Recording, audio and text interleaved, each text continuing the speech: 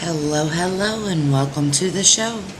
It's that time again for some What the Hell news. I normally try to do about 5 stories or so, but I think I have 6 tonight, and we're going to get the down and dirty ones over with first, and then I've got some more fun ones, but this one and the next story are just things that I think are really important to put a light on. Starting with this one from foxnews.com. This woman here, Gemma Beale, she's from England, and she told the police that she had been sexually assaulted on multiple occasions by random people. And I mean,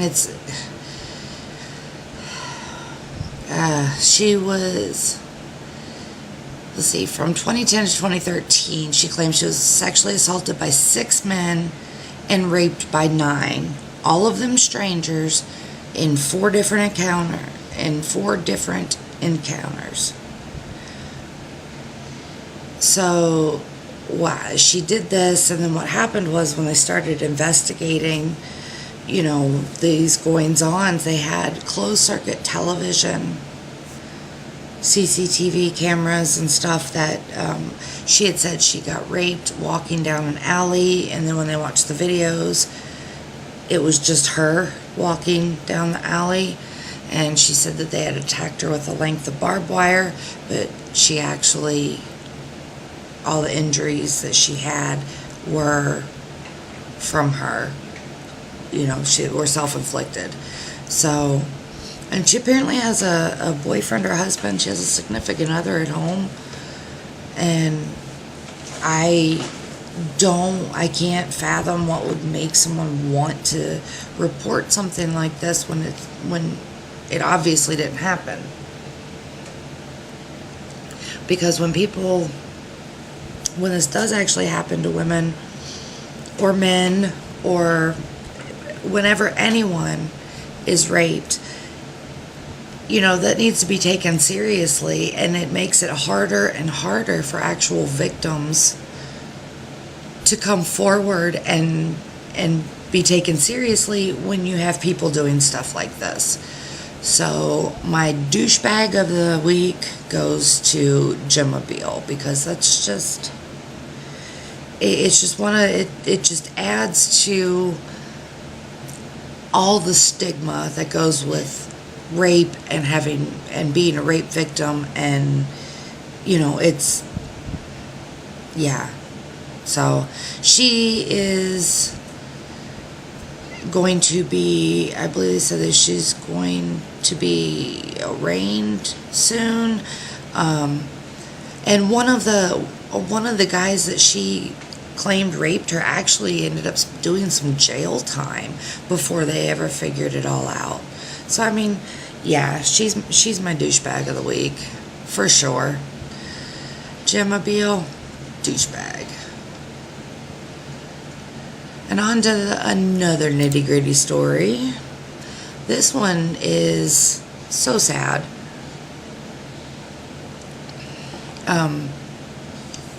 This is in Chicago for 4th of July weekend that goes from Friday through Tuesday.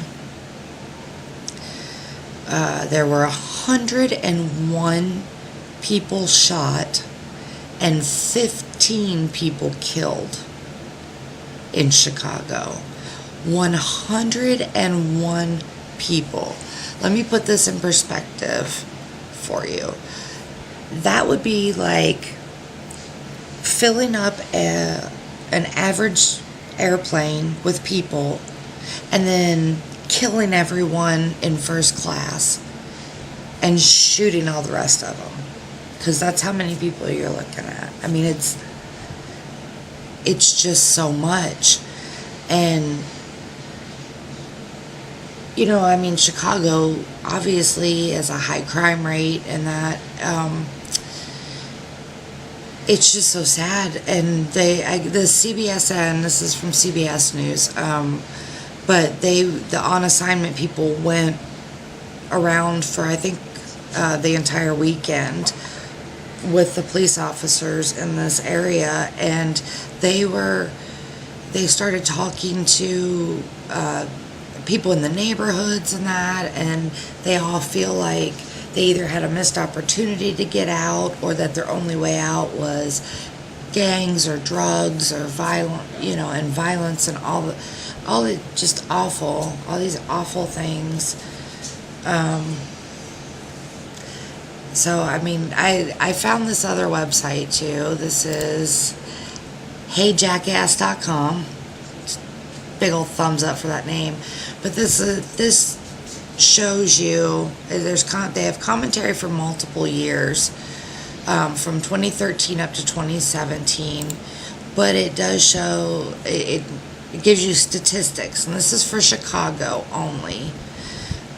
Year to date, 329 people have been shot and killed. We're about halfway through the year.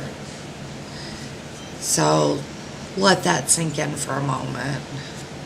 There were 1,500 people that were shot and wounded.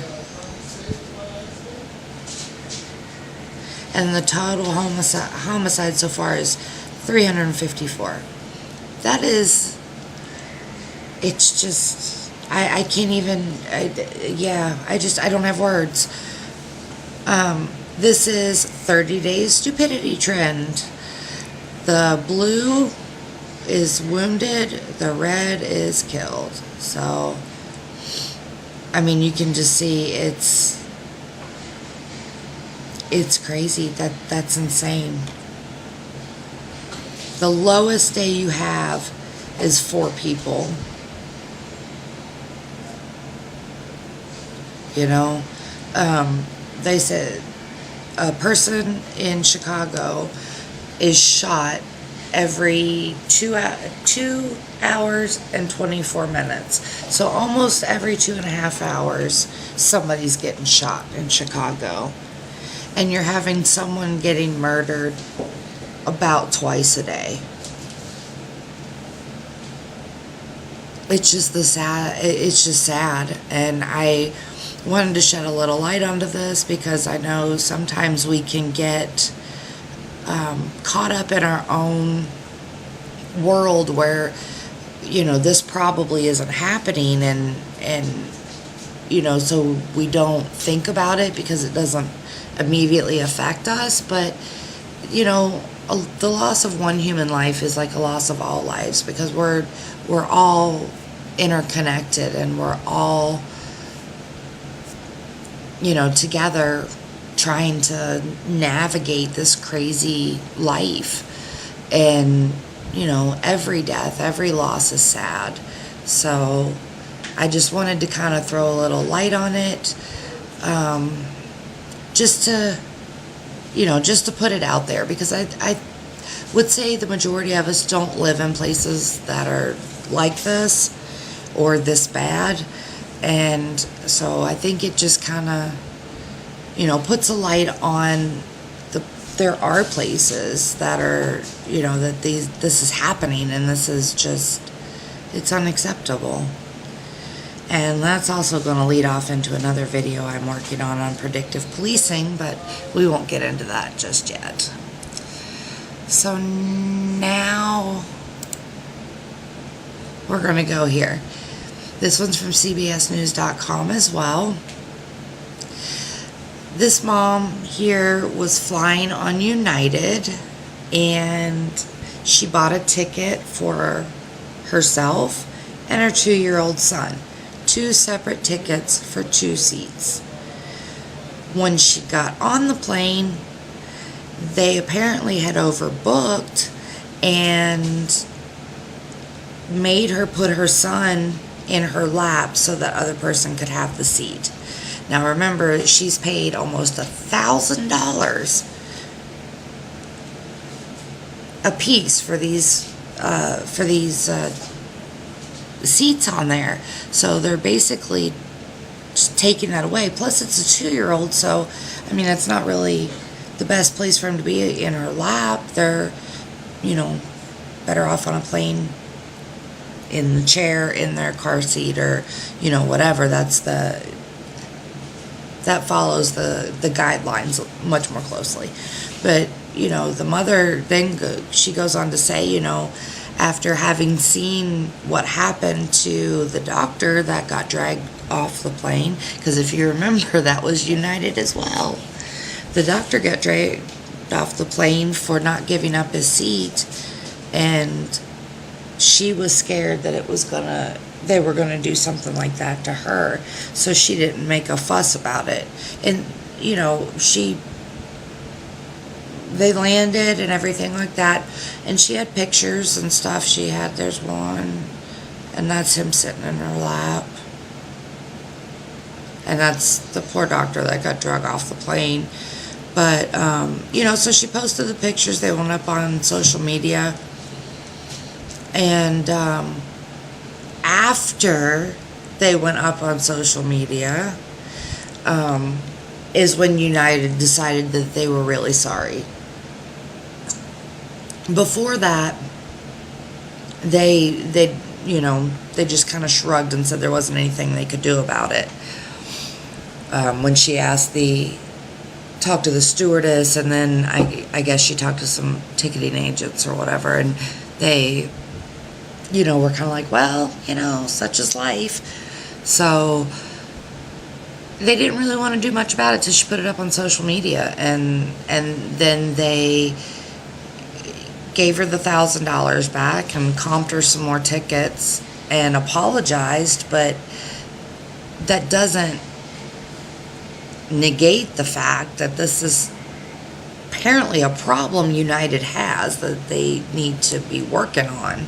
So, when you're going to fly the friendly skies, don't fly United. That's the long and short moral of the story. So now we get to go on to some little bit more fun stuff.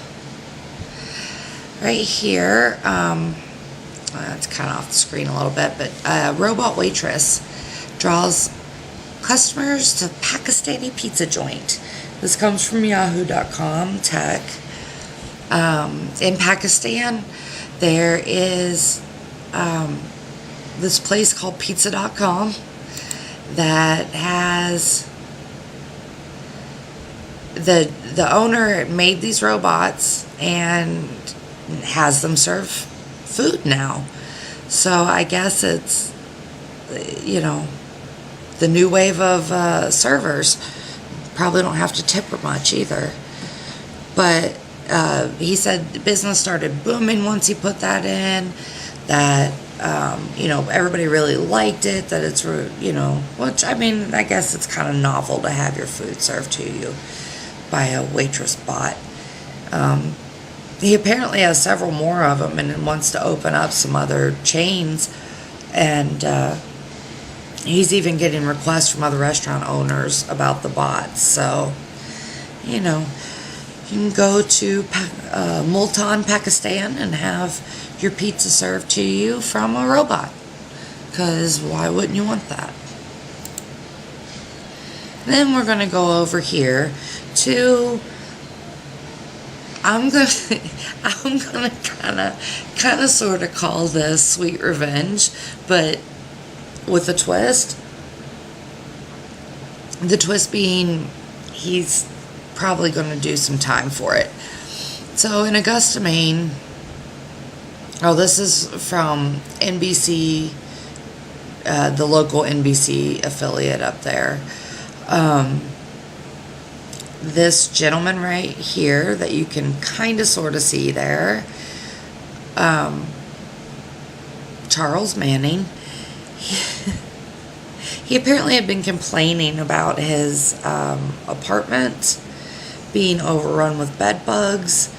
They said that they couldn't do anything about it, so he ended up having to move out, and I guess they were there was going to be some kind of subsidy or whatever to help get him into a new place, but no, that didn't happen.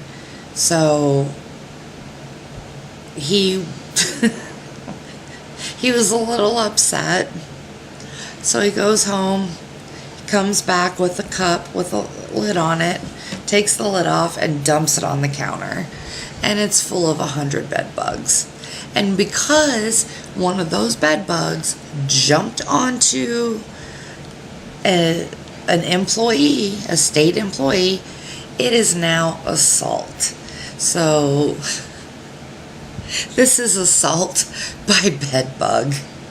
I mean, I've heard of, hitting people about the head and neck with a fish before, but I've never heard of anyone getting hit with being assaulted with a bed bug. But there you go, it happens. So his court appearance is on August 7th. To me, it's almost like poetic justice, except for the fact that now he's being charged with assault by bed bug. So, yeah. Charles Manning, I salute you. And our last story. This is an Italian farmer that he, between planting one crop or harvesting one crop and planting the next, he makes these awesome pictures. And he does it with his plow, his tractor. So basically this is all done by tractor and him, and it's done in Milan, Italy. This one's Vladimir Putin. During our crazy elections, he did one of Hillary and one of Donald Trump. He said he just enjoys doing it. It's 135 meters or 443 feet wide. And you have to view it from an aerial because of its size, an aerial view because of its size, obviously. But that's some pretty good artistry, if you ask me about it. I mean, I don't know. I know I couldn't do that. That's pretty impressive. So, I figured I'd leave you all on this nice note, because tractor art is the wave of the future. And if it's not, it should be. So, hats off to you, Italian artist dude, whose name is Dario Gambarin. Hats off to you, bud. That's cool artwork. And that's all I've got for you today on What the Hell News. So hopefully these stories have enlightened you a little, maybe made you smile a bit. I don't know. Maybe it'd just make your day a little better, I hope. But if nothing else, everyone continue to spread love and light. I'm giving you internet hugs. And until next time, I'll catch you on the flip.